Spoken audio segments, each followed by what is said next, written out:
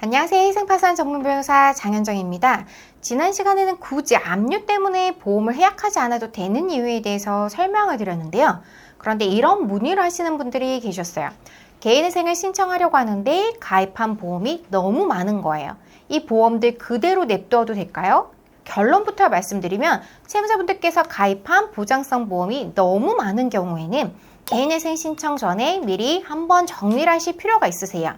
개인회생 신청을 할 때 원칙적으로는 보험을 해약할 필요는 없는데요. 가입된 보험이 너무 많을 경우에는 매월 납부하는 월 보험료가 많을 수 있잖아요.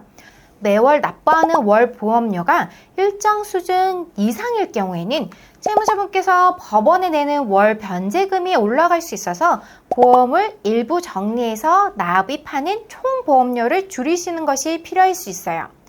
매월 납부하는 월 보험료가 많을 경우 월 변제금이 올라간다는 부분이 이해가 잘 안 되실 텐데요. 한번 쉽게 설명을 드려볼게요.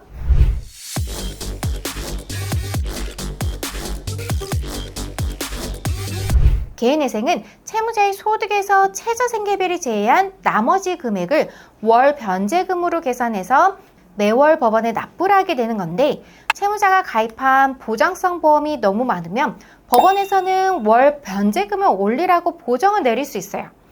매월 법원에 내는 월 변제금과 매월 보험회사에 납부하는 월 보험료를 합산한 총 금액이 30%를 넘는 보험료를 납부할 경우 그 30%가 넘는 부분만큼 월 변제금을 올리라는 보정이 나올 수 있는 거죠. 한번 계산식을 살펴보면서 사례를 살펴보도록 할게요. 2025년 2인 가구 기준으로 설명을 드려볼게요. 2025년 2인 가구 최저생계비는 235만 원이에요. 채무자분의 월 소득이 285만 원이고 매달 월 보험료를 50만 원씩 내고 있는 경우에 개인회생 신청을 하면서 월 변제금을 50만 원씩 내겠다고 변제계획안을 작성을 해서 제출하신 거예요. 그럼 월 보험료 50만 원에 월 변제금 50만 원을 합하면 100만 원이 되는데 30%에 해당하는 금액은 30만 원이 되잖아요. 매달 내는 월 보험료는 50만 원이니까 30만 원보다 20만 원이 더 많아요. 그러면 법원에서는 처음 변제 계획안에서 올린 월 변제금 50만 원에서 20만 원을 더한 총 70만 원으로 월 변제금을 수정하라는 보정을 내릴 수 있는 거예요. 이 경우에 변제금이 올라가지 않게 하려면 어떻게 해야 할까요? 이번 사례의 경우에는 납부하는 월 보험료를 21만 원 이하로 낮추면 월 변제금이 인상되지 않을 수 있어요. 위 계산식을 거꾸로 계산해보면 금액을 쉽게 확인할 수 있으세요. 이런 사항을 고려해서 해약할 수 있는 보험이 있는지 살펴보고 해약을 결정하시는 것이 현명하세요. 그렇다면 가입된 보험이 너무 많아서 보험을 정리할 경우 어떻게 정리하는 것이 현명할까요? 우선 채무자분들께서 가입된 보험이 어떤 것이 있는지 리스트를 한번 만들어 본 후에 반드시 꼭 필요한 보험에는 체크를 해두세요. 가장 불필요한 보장성 보험부터 정리한 것이 필요한데, 이 경우에는 보험 조건이 다 비슷할 경우에는 약관 대출이 많은 보험부터 정리를 하시는 것을 추천드려요. 보험회사의 약관 대출은 보험을 해약해서 받게 되는 해약 환급금을 미리 땡겨서 받는 것이라고 볼 수 있어서 보험 해약 환급금을 정산할 때 약관 대출이 있으면 그 부분이 공제되고 이제 채무자분한테 돌려주는 거잖아요.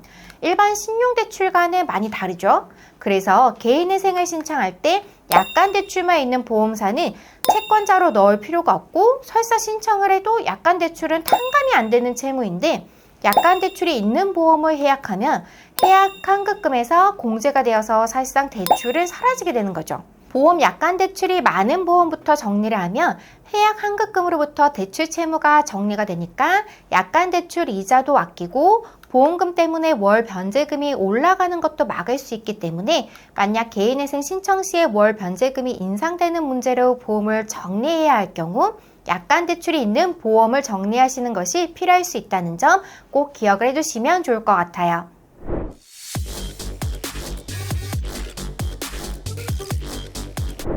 이번 시간에는 개인회생 신청 시에 보험료 때문에 월 변제금이 올라가는 것을 방지하기 위해서는 어떻게 해야 되는지에 대해서 한번 살펴보았는데요. 보다 궁금하신 점이 있으시면 저희 법률사무소에 전화로 문의를 주시거나 댓글을 남겨주시기 바랍니다. 지금까지 장현정TV의 장현정 변호사였습니다. 감사합니다.